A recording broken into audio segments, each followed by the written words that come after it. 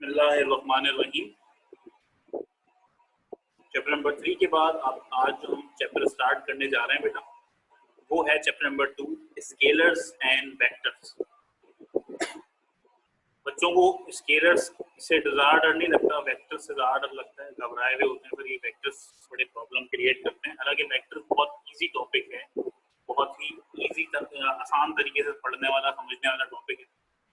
तो अगर आपको कोई मसले मसाइल हो तो आप साथ साथ सवाल करते रहिए। सबसे पहले तो फिजिकल क्वांटिटीज के ऊपर थोड़ा सा डिस्कशन कर लेते हैं, थोड़ी सी डेफिनेशन पढ़ लेते हैं क्या है फिजिकल क्वांटिटी। तो ऐसी क्वांटिटीज जो बड़ी ही आसानी से मेजर कर ली जाती हैं, सही है, या ऑब्जर्व कर ली जाती हैं, उनको फिजिकल क्वांटिटीज कहते हैं। ओके, और इनको आप किसी भी इंस्ट्रूमेंट से इजीली मेजर कर सकते हैं और इसी वजह से इनको फिजिकल क्वांटिटीज कहते हैं कि आप फिजिकल इंस्ट्रूमेंट से इसको मेजर कर रहे हैं। जैसे कि वर्नियर कैलिपर इस्तेमाल कर लिया, स्क्रू गेज इस्तेमाल कर लिया, रूलर इस्तेमाल कर लिया। These quantities can be measured by measuring magnitude, unit and some direction as well. तो ये तीन चीजें बड़ी इंपॉर्टेंट रहेंगी आपके इस पूरे चैप्टर के अंदर, in which magnitude, unit are very popular. सही है, मैग्नीट्यूड और यूनिट्स तो साथ ही नजर आएंगे। डायरेक्शंस हम कुछ के लिए पढ़ेंगे, कुछ के लिए नहीं पढ़ेंगे। ऐसी क्वांटिटीज जिनमें मैग्नीट्यूड होता है, सही, उनमें 100% यूनिट होता है। ओके, और ऐसी भी क्वांटिटीज हैं जिनके अंदर मैग्नीट्यूड और डायरेक्शन दोनों होता है और फिर भी उनके अंदर हम यूनिट इस्तेमाल करते हैं। Example, 5 kg sugar, 10 metre cloth. ये आपके पास 5 is magnitude, kg is unit, 10 is magnitude, metre is unit. तो यूनिट के बगैर काम नहीं चलता, सबको पता है, यूनिट बहुत जरूरी है। टाइप्स ऑफ फिजिकल क्वांटिटीज, कितने टाइप्स फिजिकल क्वांटिटीज की जा रहा हूं।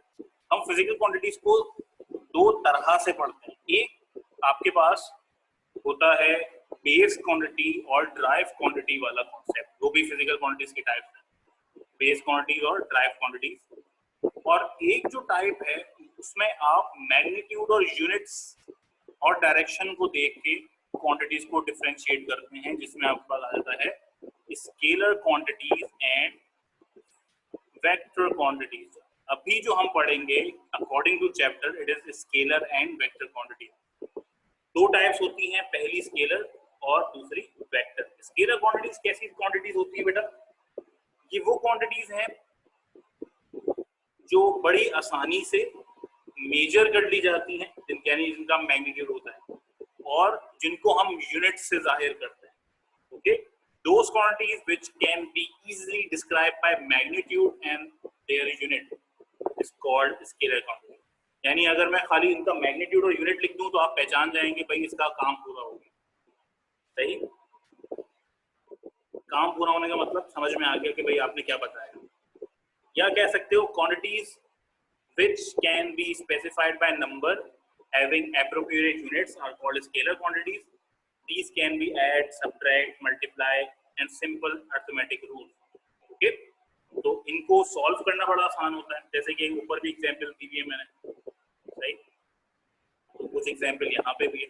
तो मास, लेंथ, टाइम, टेम्परेचर, एनर्जी, ये सारी की सारी स्केलर क्वांटिटीज हैं। ओके, और अगर मैं इसकी एग्जांपल दूं तो एग्जांपल में आपके पास यही 5 kg शुगर लिखा हुआ है, 10 मीटर क्लोथ लिखा हुआ है, ये स्केलर क्वांटिटीज है। क्यों? क्या इसके अंदर मैग्नीट्यूड और यूनिट के अलावा और कुछ नजर आ रहा है? नहीं, मैग्नीट्यूड मतलब 5, यूनिट मतलब केजी। 5 kg शुगर, बात कंप्लीट हो गई, इसके अलावा कुछ है ही नहीं। ओके, सेकेंडली आपके पास आता है वेक्टर क्वांटिटीज। वेक्टर क्वांटिटीज क्या होती हैं? गौर करिएगा, पढ़िएगा, फिर समझ में आ जाएगी। Those quantities which are completely described by magnitude, unit and direction called vector quantities। यानी कि अब डायरेक्शन भी ऐड हो गई है मैग्नीट्यूड और यूनिट के साथ। इंपॉर्टेंट चीज है, अच्छी चीज है, सही है। यानी आप सिंपली कह सकते हैं quantities which can be specified by number, unit and direction called vector quantities। these quantities cannot be add, subtract or multiply by simple arithmetic rule. आप प्लस माइनस मल्टीप्लाई नहीं कर सकते आसानी से इसमें. We use special graphical and trigonometric methods for these. तो उसके लिए हमें स्पेशल फॉर्मूलाज को ड्राइव करने पड़ते हैं या फिर हम ग्राफिकली इसको सॉल्व कर रहे होते हैं. सही है भाई. इसकी एग्जांपल्स हैं आपके पास displacement, weight, velocity and force etcetera. तो ये सारे के सारे क्या रखते हैं अपने पास, डायरेक्शन रखते हैं. अब देखो अगर आपने चैप्टर 3 अच्छे से पढ़ा है तो मैंने आपको वहां पे कुछ क्वांटिटीज के दरमियान कंपैरिजन करवाया था और बताया था those quantities are scalar quantities and those quantities are vector quantities. जिनमें डायरेक्शन थी तो उनको हम अलग ही तरह से शो करते थे, जिसमें डायरेक्शन नहीं थी उनको अलग तरह से शो करते थे. इस बात को हमने अब कंफर्म कर लिया जी भाई ये चीजें अलग होती हैं.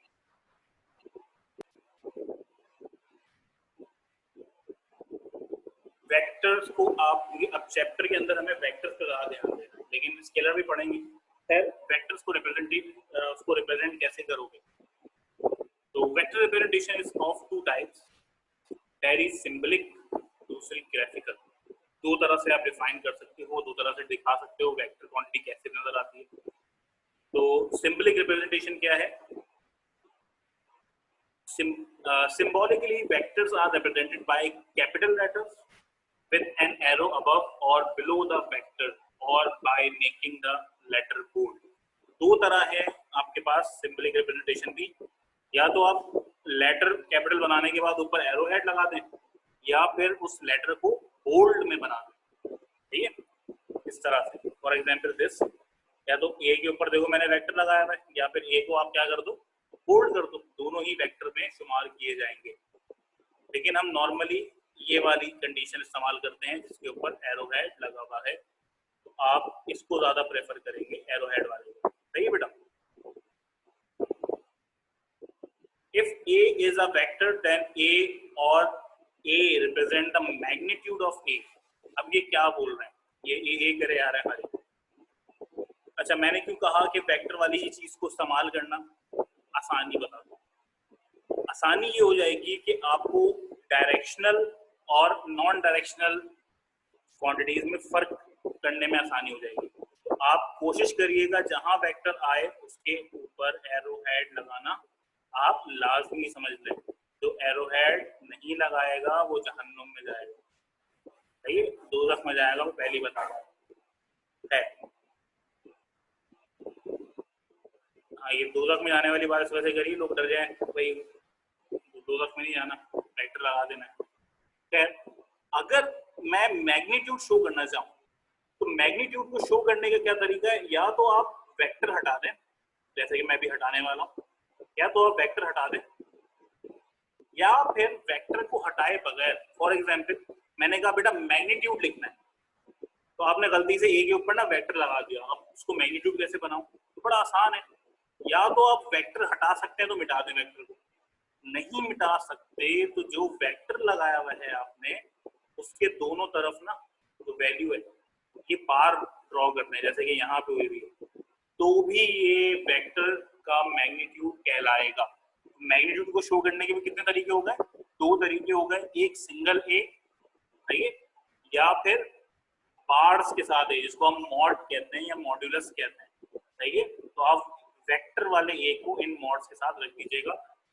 याद रखें सिंगल ए के अक्रॉस मॉड नहीं लगाएंगे, सिंगल ए के अक्रॉस मॉड नहीं लगाएंगे.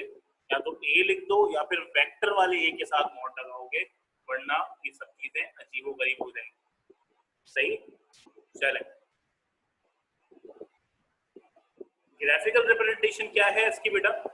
ग्राफिकल का मतलब कोई चीज ड्रॉ करके दिखाई जाए. कैसे ड्रॉ करूंगा मैं, तो graphically vectors are represented by line segment. Line segment का मतलब straight line and arrow head indicating the direction of the vector quantity. तो एक लाइन सेगमेंट के आगे अगर मैं एरो हेड लगा दूं तो मैं बोल दूंगा भाई ये है vector. while the length of the line segment indicate the magnitude. what is vector, तो बेटा ये है वेक्टर, तीर का निशान.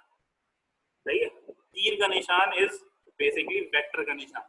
तो वेक्टर आगे आपके सामने मैंने दो अलग अलग तरह से दिखा दी, थोड़ा सा टेढ़ा दिखा दी, एक सीधा दिखा दी. तो दोनों ही वेक्टर्स हैं। तो वेक्टर के अंदर दो चीजें मौजूद होंगी, पहला हिस्सा उसकी लेंथ जिसको हम मैग्नीट्यूड कहेंगे, यही लेंथ बताएगी कि भाई आपके पास वेक्टर का अमाउंट कितना है, वेक्टर की मैग्नीट्यूड कितनी है, कितनी बड़ी वैल्यू लिखी हुई है, 100 लिखी हुई है, 10 लिखी हुई है। और ये जो ग्रीन कर दिया मैंने इसका तिकोना वाला हिस्सा, दिस इज वेक्टर हेड या एरो हेड, जिसको हम डायरेक्शन के लिए यूज करते हैं। सही है, बस इतनी सी बात थी। एरो हेड को शो कर, ये आपके पास ग्राफिकल रिप्रेजेंटेशन हो गई और मैंने आपको सिंपल एक रिप्रेजेंटेशन भी बता दी।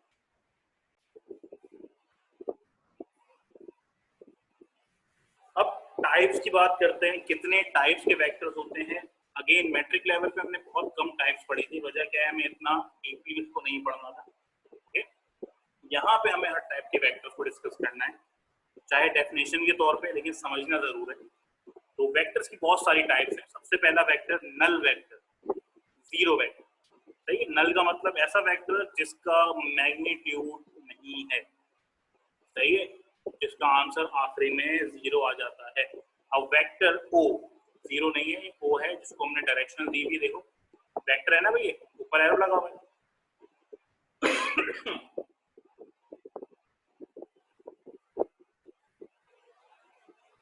हाँ भाई, क्या कह रहा है, अब vector O with zero magnitude and arbitrary direction, arbitrary का मतलब है कोई भी random direction, is called null vector.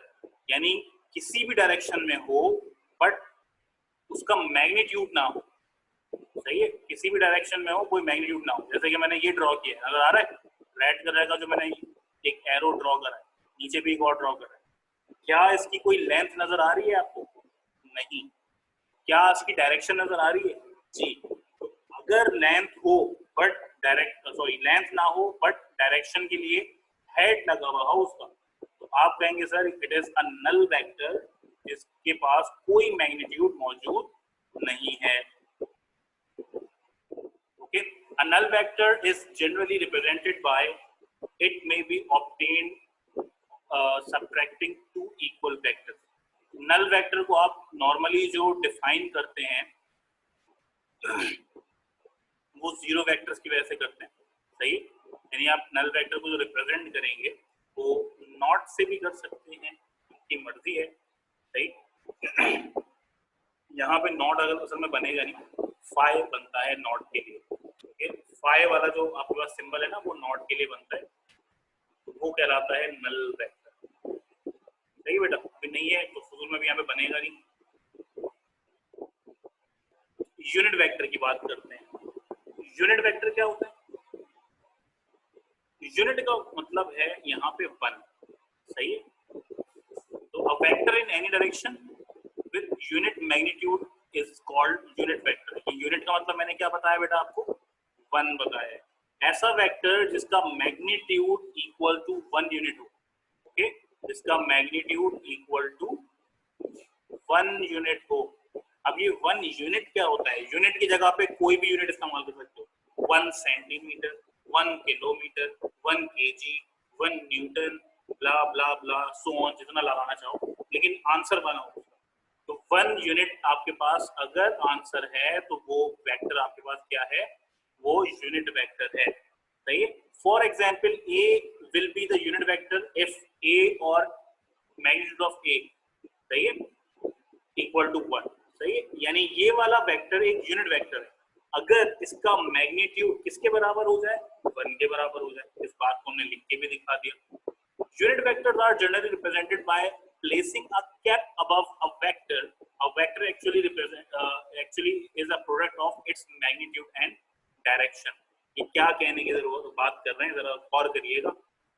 तो यूनिट वेक्टर को डिनोट करने का जो तरीका है वो सिर्फ इतना सा है कि आप क्या करेंगे, उसके सर पे एक छोटा सा कैप बना देंगे। देख रहे हैं यहाँ पे छोटा सा कैप बना हुआ है यहाँ पे, ये कैप शो करेगा it is a unit vector. और वेक्टर के ऊपर अगर एरो साइन लगा हुआ है तो आपके पास नॉर्मल वेक्टर है, यानी यूनिट वेक्टर के अलावा कोई वेक्टर है।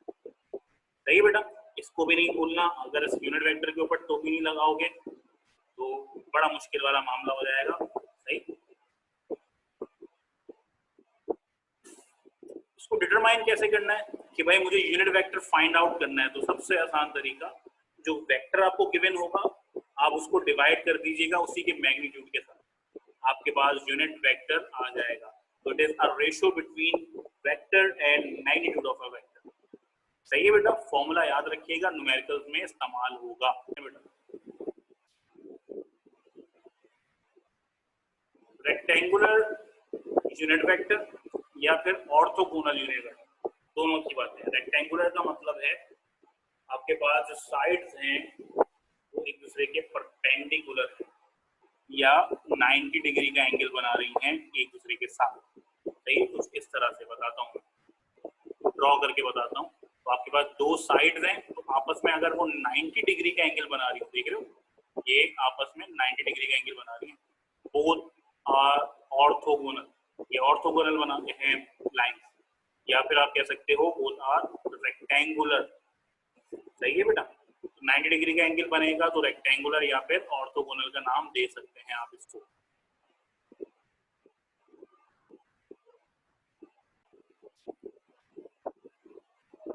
अच्छा जी, unit vector which are perpendicular to each other are called rectangular unit vector। सही है, और उन रेक्टेंगुलर यूनिट वेक्टर्स को आप एक पर्टिकुलर सिंबल से डिनोट करते हैं, यानी कि पर्टिकुलर अल्फाबेट से, आई, जे एंड के। आप इनके अलावा और किसी अल्फाबेट्स का इस्तेमाल नहीं कर सकते। Small I, small J, small K with cap, I cap, J cap, K cap, cap लगाना जरूरी है। ओके, तो कैप लगाने से मुझे क्या पता चला, तो यूनिट वेक्टर है। और आई जे के लगाने से क्या पता चला, आई जे के रिप्रेजेंट करेगा एक्सिस को। बेटा हम इस लेवल पे सिर्फ 3 डायमेंशन के ऊपर वर्क करते हैं। 3 डायमेंशन का मतलब X axis, Y axis, Z axis. सही है, एक्स एक्सिस यानी कोई भी सिंगल एक्सिस है आपके पास, चाहे एक्स वाई या जेड हो, उसको हम कहते हैं लाइन। सही, जब आपके पास 2 एक्सिस आते हैं उसको हम कहते हैं प्लेन। 2D में बात आ जाती है, पहले 1D में थी, अब 2D में बात आ गई। और जब आपके पास 3 एक्सिस आ जाते हैं, एक्स, वाई एंड जी, तो बात चली आती है 3D में। सही है, 3 डायमेंशनल में चली जाती है बात, और इसको हम कहते हैं space. Line, area, line, plane and space, ये 3 चीजें जरूर याद रखिएगा। तो एक्स वाई जेड की बात हो रही है, इसका मतलब हम किसकी बात कर रहे हैं, यहाँ पे स्पेस की बात कर रहे हैं। ठीक, तो एक्स के लिए आई को मुखफ़िफ कर दिया गया है, सही, मखसूस कर दिया गया है। वाई के लिए जे को मखसूस कर दिया गया है, जेड के लिए के को मखसूस कर दिया गया है। आप कभी भी गलती से अगर एक्स की जगह पे के लिख दें तो ये आंसर आपका गलत हो जाएगा, कि के is just for Z. Okay, ये देखिए इस ऑर्थोगोनल की बात कर रहा हूं, क्या ये तीनों वेक्टर्स, ये तीनों लाइन आपस में 90 डिग्री बना रहे हैं? जी 100% 90 डिग्री बना रहे हैं, विदाउट एनी डाउट। 90 डिग्री का एंगल यहाँ से भी बन रहा है, ओके, 90 डिग्री का एंगल यहाँ से भी बन रहा है, और 90 डिग्री का एंगल यहाँ से भी बन रहा है। इसका मतलब all 3 of these lines are perpendicular with each other। एक और वेक्टर है जिसको हम कहते हैं फ्री वेक्टर। सही है, मुफ्ते का वेक्टर नहीं है ये, वहां पे फ्री का मतलब फ्रीडम से। फ्री वेक्टर हर चीज फ्री में कान खड़े हो जाते हैं, फ्री है भाई ये। फ्री वेक्टर का मतलब क्या है, ऐसा वेक्टर जिसको बासानी आप किसी भी पोजीशन पे जाके रखते हैं, कोई मसला नहीं, आपको मूव कराने की खुली आजादी है। ओके, डेफिनेशन पढ़ लेते हैं। A vector which can be displaced parallel to itself and applied any point is known as free vector. सही है, क्या कहने की कोशिश कर रहे हैं, अब vector such as velocity of a body undergoing uniform transition motion can be displaced to itself can be applied at any point. सही है, आप वेलोसिटी से समझ लें या आप फोर्स से समझ लें। सही, तो इस यहाँ पे जो कंडीशन बताई जा रही है वो मैं आपको ड्रॉ करके दिखाता हूँ, वो बोलना क्या चाह रहे हैं, कहना क्या चाह रहे हैं। बेटा आप जब भी वेक्टर को ड्रॉ करेंगे तो उसके लिए आपको 2 एक्सिस तो जरूर बनाने होंगे। सही है, 2 एक्सिस तो जरूरी बनाना है। फॉर एग्जाम्पल मेरे पास एक वेक्टर है जिसकी डायरेक्शन ये है और मैग्नीट्यूड ये है, ओके, ये वेक्टर है। अब मैं चाह रहा हूँ उसको उठा के यहाँ ले आऊँ दूसरी तरफ, बिल्कुल ला सकते हैं, और उठा के यहाँ ले आओ सेम वेक्टर को सेम डायरेक्शन के साथ without changing direction and magnitude. आप इस वेक्टर को कहीं भी लेके जा सकते हैं because it is a free vector, ऊपर नीचे आगे पीछे जहां दिल जा रहा है मूव करना, बट डायरेक्शन चेंज नहीं करना और मैग्नीट्यूड चेंज नहीं करना। तो ये फ्री वेक्टर है, सही है। देखो मैं 4 5 6 जगह उसको मूव करा चुका हूँ, सेम डायरेक्शन सेम मैग्नीट्यूड। आप घुमा लो, आप स्क्रीन के दूसरे कोने पे ले जाओ, आपकी मर्जी। मैं उठा के यहाँ बना दूँ उसको, फ्री वेक्टर है भाई, कहीं भी बना सकता हूँ, फ्री वेक्टर है भाई, यहाँ भी बना सकता हूँ। तो ये है फ्री। तो फ्री वेक्टर कुछ ज्यादा ही फ्री है, कहीं पे भी चला जाता है, तो कोई टेंशन नहीं।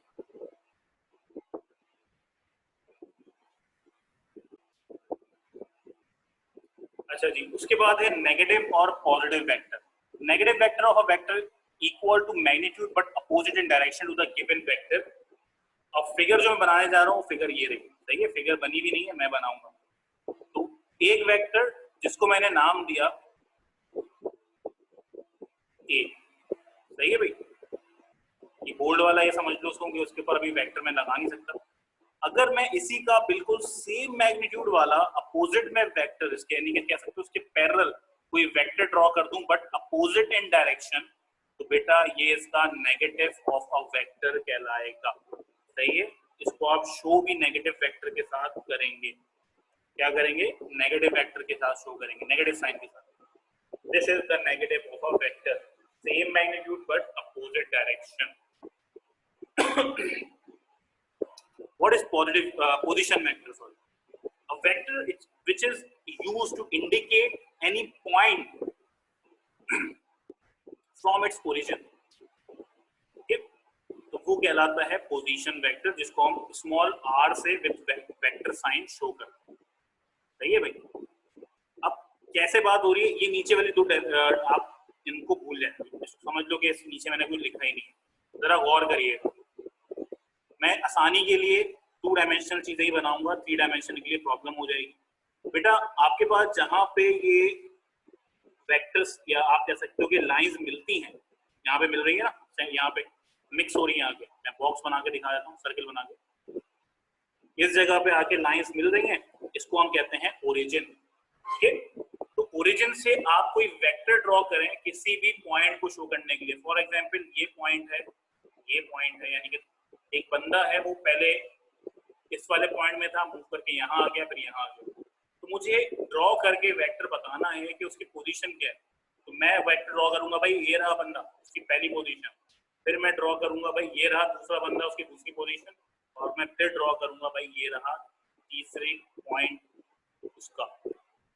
ओके, तो a vector which point out या pointing the point on any plane और space from the origin point is known as position vector। ऐसा वेक्टर जो ओरिजिन पॉइंट पे रहते हुए स्पेस या प्लेन के ऊपर पॉइंट की डायरेक्शन बता दे आपको, is known as position vector। सही है बेटा। और इसको कंप्लीटली नोट करने के लिए आपके पास तरीका क्या है कि आप फॉर एग्जांपल एक वेक्टर आपके पास जो आपने ड्रॉ करा वो ए था, दूसरा जो वेक्टर ड्रॉ करा वो बी था, तो टोटल मालूम करने के लिए आप क्या करेंगे, दोनों को ऐड कर देंगे, सही है। इस तरीके से अगर आप स्पेस में हैं तो इस तरीके से आप क्या करेंगे, आई जे और के के लिए अलग अलग एडिशन करेंगे। ये आई जे और के कहाँ से आ गया, मैं तो आपके पास या आई जे कहाँ से आ गया, मैं तो सिर्फ वेक्टर्स की बात कर रहा था। सिर्फ इतनी सी बात सुन लो, फिर मैं इसको वाइंड अप करता हूँ। जब आप वेक्टर ड्रॉ करते हैं तो वेक्टर किसी एंगल से अगर ड्रॉ होता है, किसी भी एंगल से 90 और 0 के अलावा, तो बेटा उस वेक्टर की ना 2 हिस्से बनते हैं, एक उसका हॉरिजॉन्टल वाला, एक उसका वर्टिकल वाला, सही है। अगर प्लेन में है तो, स्पेस में होगा तो 3 बनेंगे, एक उसका हॉरिजॉन्टल और वर्टिकल और एक उसका उन दोनों के ऊपर परपेंडिकुलर, सही है। इसी वजह से मैंने अगर वेक्टर 1 वाला ड्रॉ किया है, फॉर एग्जांपल ये वाले, इस वाले वेक्टर की बात करूं बेटा, देखो ये वाला जिसपे मैंने पॉइंटिंग करी, इस वेक्टर के लिए आपके पास ए आई और बी जे वैल्यू होगी, आप सम अप करेंगे इसको 2 जगहों से, सही है बेटा?